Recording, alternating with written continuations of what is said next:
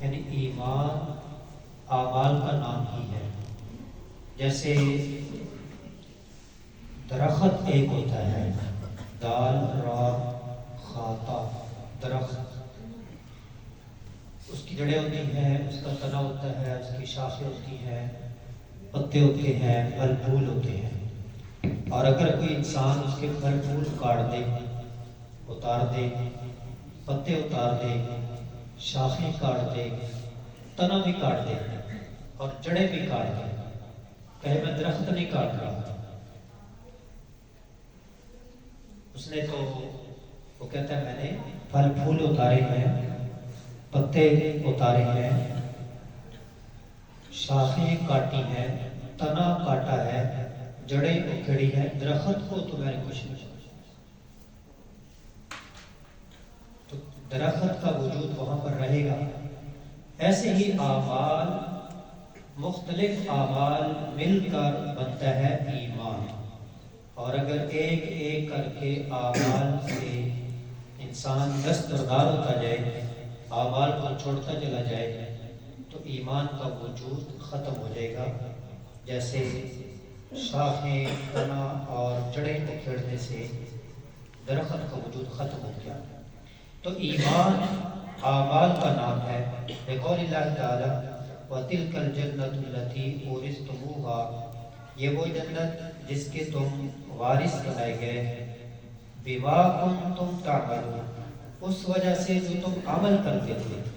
تو جنت کے وارث جو بنے وہ اعمال کی وجہ سے۔ وقال عدة من اہل العلم، اور کئی اہل علم نے فرمایا بقوله تعالی وَرَبِّكَ لَنَسْأَلَنَّهُمْ أَجْمَعِينَ، تیرے رب کی قسم ہم ان سب سے سوال کریں گے، عَمَّا كَانُوا يَعْمَلُونَ، اس کے بارے میں جو وہ عمل کرتے رہے۔ دنیا میں جو انسان اعمال کرتا ہے اس کے بارے میں پوچھ گچھ ہوگی۔